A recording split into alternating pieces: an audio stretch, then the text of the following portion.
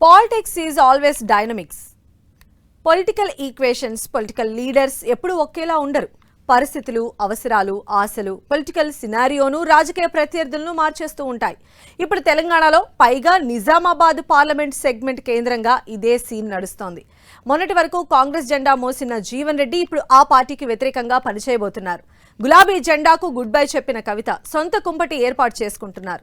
దీంతో అసలు సిస్సలు రాజకీయం ఇందూరు సెంట్రిక్ గానే జరిగే అవకాశం ఉంది. రివెంజ్ పాలిటిక్స్ లో అప్పర్ హ్యాండ్ ఎవరిది?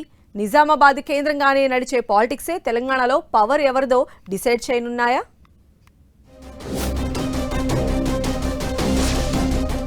ఇందూరు సెంట్రిక్ గా ఇంట్రెస్టింగ్ పొలిటికల్ సీన్.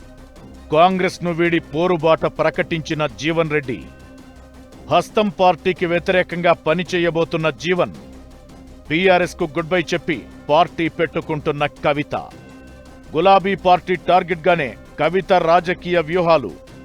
అటు జీవన్ ఇటు కవిత రెవెంజ్ గేమ్ లో పైచేయి ఎవరిది? అటు జీవన్ రెడ్డి ఇటు కవిత ఇద్దరు political big stars. Jeevan Reddy అయితే సీనియర్ మోస్ట్ లీడర్.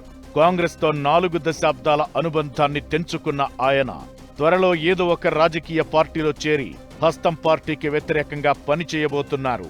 ఇప్పటికే పోరుబాట ప్రకటించారు. ఇక కవిత బీఆర్ఎస్ కు గుడ్ బై చెప్పి జిల్లాల బాట చేపట్టారు.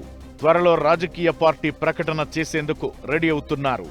ఆమె గులాబీ పార్టీ టార్గెట్ గానే తన తదుపరి అడుగులు ఉంటాయన్నట్లుగా ఇండైరెక్ట్ ఇండికేషన్ ఇస్తున్నారు. అయితే ఈ ఇద్దరు నేతలు నిజామాబాద్ పార్లమెంట్ సెగ్మెంట్ పరిధిలో కీలక నేతలు. కవిత నిజామాబాద్ నుంచి ఓసారి ఎంపీగా గెలిచారు, మరోసారి ఎంపీగా కంటెస్ట్ చేసి ఓడిపోయారు.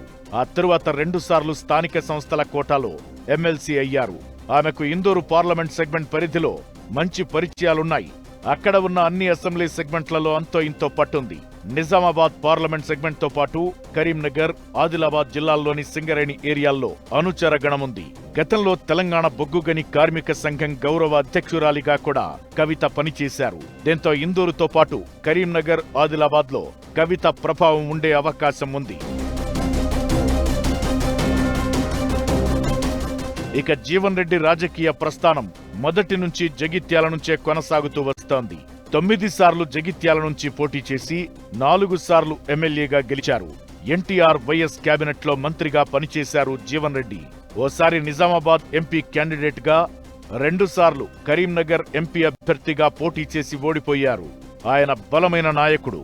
పలు నియోజకవర్గాల్లో జీవన్ రెడ్డికి రాజకీయ శిష్యులు, అనుచరులు, విస్తృతమైన పరిచయాలు ఉన్నాయి. ఇలా ఇద్దరు బలమైన నేతలు ఇప్పుడు డిఫరెంట్ రూట్ లో ఉన్నారు. మొన్నటి వరకు కాంగ్రెస్ కోసం పనిచేసిన జీవన్ రెడ్డి ఇప్పుడు ఆ పార్టీని ఓడించి తీరాలని కసి మీదున్నారు. ఏకంగా సీఎం రేవంత్ రెడ్డి టార్గెట్ గా బాణాలు వదిలిన జీవన్ రెడ్డి జనం బాట పేరుతో కాంగ్రెస్ పై విమర్శల దాడిని పెంచే అవకాశముంది. ఇక మొన్నటి వరకు బీఆర్ఎస్ లో ఉండి ఇప్పుడు సొంత రాజకీయ పార్టీ పెట్టుకునేందుకు రెడీ అవుతున్న కవిత కారు పార్టీని ఓడించి తన బలమెంటో చూపించాలని మొండి పట్టుదలతో ఉన్నారు. నిజామాబాద్ పార్లమెంట్ సెగ్మెంట్ లో కవితకు ఎమ్మెల్యేలు, ద్వితీయ శ్రేణి నేతలతో పరిచయాలు ఉన్నాయి. పొలిటికల్ ఈక్వేషన్స్ మారిన నేపథ్యంలో ఈ ఇద్దరు నేతలు రాజకీయ ప్రత్యర్థులు అవడమే కాదు, 2 ప్రధాన పార్టీల గెలుపోటములను డిసైడ్ చేసేందుకు దేనికైనా రెడీ అంటున్నారు. అయితే కవిత బలమేంటో మున్సిపల్ ఎన్నికల్లోనే తేలిపోయిందని బీఆర్ఎస్ భావిస్తోంది. పలు నియోజకవర్గాల్లో తమ ఓటు బ్యాంకును చీల్చడం తప్ప కవిత పోటీ చేస్తే కూడా గెలిచే అవకాశాలు లేవనేది గులాబీ పార్టీ అంచనా. ఇటు జీవన్ రెడ్డి విషయంలో కాంగ్రెస్ సీరియస్ గా రియాక్ట్ కాలేదు. ఆయన ఘాటైన విమర్శలు చేసిన జీవన్ రెడ్డి సీనియారిటీ, సిన్సియారిటీని దృష్టిలో పెట్టుకుని హస్తం పార్టీ లీడర్లు పెద్దగా స్పందించడం లేదు. కానీ ఆయన ఫీల్డ్లో దిగి హస్తం పార్టీ నేతలపై వ్యాఖ్యలు చేస్తే మాత్రం ఎన్నికల నాటికి జీవన్ రెడ్డిపై కూడా కాంగ్రెస్ నేతలు రివర్స్ అటాక్ చేసే అవకాశాలు లేకపోలేదు. ఏదైనా అటు జీవన్ రెడ్డి, ఇటు కవిత నిజామాబాద్ ఎంపీ సీటులో బలమైన నేతలుగా ఉన్నారు. పైగా ఇద్దరి టార్గెట్ 2 ప్రధాన రాజకీయ శక్తులు. జీవన్ రెడ్డి అధికార కాంగ్రెస్ ను ఓడించి తనకు జరిగిన అవమానాన్ని ఓవర్కమ్ చేయాలని కసి మీదున్నారు. ఇక కారు పార్టీని ఓడించి బలమైన నాయకురాలిగా ప్రూవ్ చేసుకోవాలని కవిత తాపత్రయపడుతున్నారు. ఈ నేపథ్యంలో నిజామాబాద్ పార్లమెంటు నియోజకవర్గ కేంద్రంగా స్టేట్ పాలిటిక్స్ హీటెక్కే అవకాశం కనిపిస్తోంది. రెవెంజ్ పాలిటిక్స్ లో భాగంగా అటు జీవన్ రెడ్డి కాంగ్రెస్ ను ఓడించి పై చేయి సాధిస్తారా?